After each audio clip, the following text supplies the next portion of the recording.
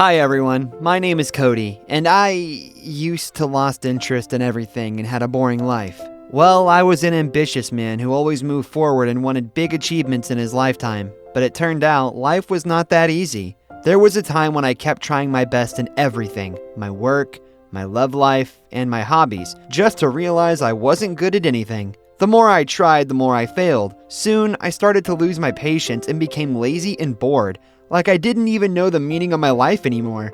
A streak of failure? But then everything changed when I was introduced to an animal adoption program at a shelter. And at the same time, my therapist suggested I have a pet as emotional support. So I decided to adopt a dog. Little did I know, those poor dogs all had terrible background stories, and not all of them were in a good health condition. Bennie is the dog that I adopted. She was a joyful and optimistic dog with her front legs injured. They said when they found Bennie, she was stuck at the fence with chains around her legs.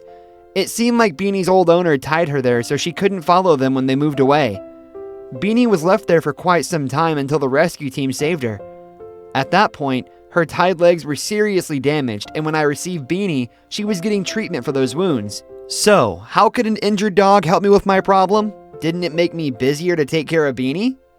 Well, on those first days we were together, I didn't give Bennie too much attention, but I still fed her, cleaned, bought her some toys, and kept my eyes on her wounds as I should in case they got worse. Even with her legs being bandaged, Bennie was still very playful. I often had to watch her mess around the house.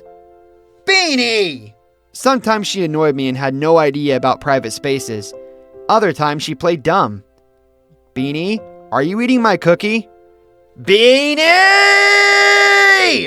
One time, a mouse was running in the house, and Bennie tried to catch it with her clumsy legs. Eventually, the mouse got away, and Bennie tripped on the floor, bumped her head on the wall, and made a hole in it. Bennie!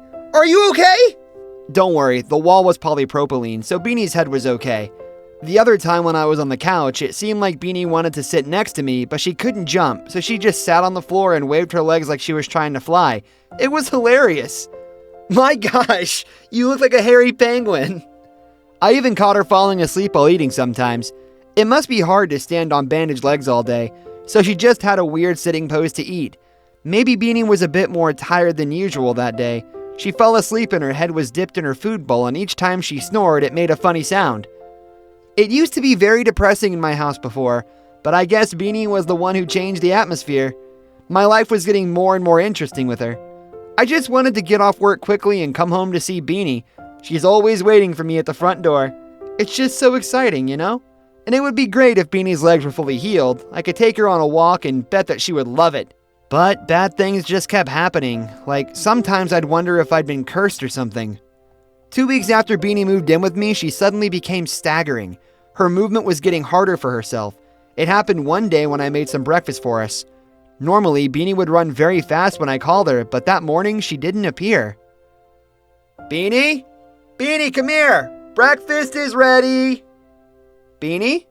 Then I heard a noise, and it became clearer when Bennie howled painfully in the bedroom. It freaked me out when Bennie was laying on the floor, thrashing around and barking as if someone was hitting her legs.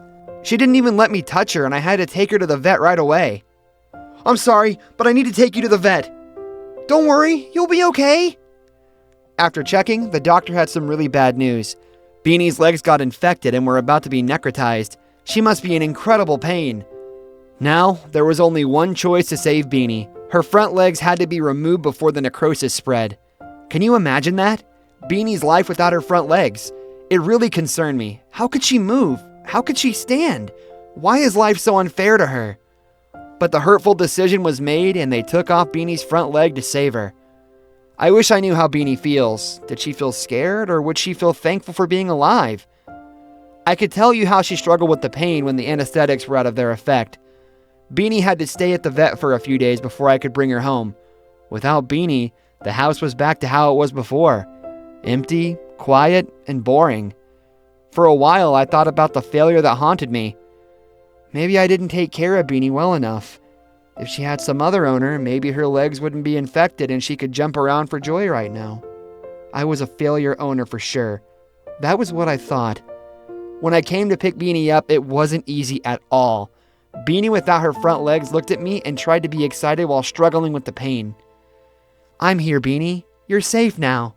Thanks to the doctor, Bennie wasn't in danger anymore, but she had to deal with her new trouble. As I noticed after the surgery, Bennie mostly stayed in her bed. She was too hurt to move. She reminded me a lot about myself when life just knocked me out and made me feel hopeless. There was a night when I was sleeping, a heavy noise knocked on the floor woke me up. Bennie!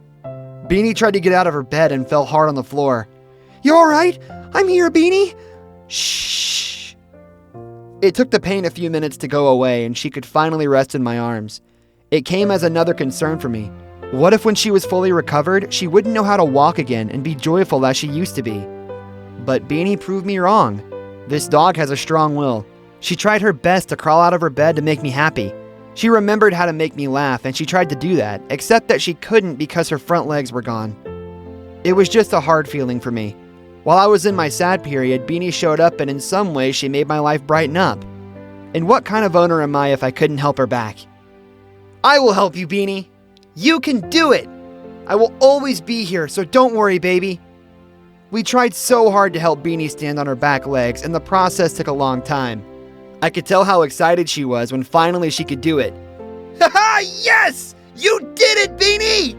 When Bennie knew how to stand stably on her feet, she just went on hopping around the house. Well, Bennie did feel down sometimes when she kept falling. I knew she was exhausted and tired, but I didn't allow her to give up. Come on, big bunny! Hop! Hop! And she was back to the race. Later, I could tell she became a rabbit for real. We don't want any injuries to happen, so I covered the floor with carpet padding for Bennie's safety. Also, I lost some fragile furniture due to Bennie jumping practices. In total, it cost me a lot. Bennie! The house is officially full of happiness again. Bennie doesn't give up to live a merry life and shows me every day that trying is not a bad thing. Sometimes we fall, or maybe we fall all the time. But what can we learn if we don't accept failures, right? It's all about positive thoughts.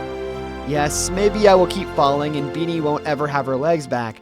But I'm not afraid to try more, and Bennie teaches me how to deal with the poor reality in a joyful way. Bennie, slow down! Are you okay? Yeah, I ordered a customized wheel for Bennie to help improve her movement. It seems like she's having too much fun. Thank you for watching this video.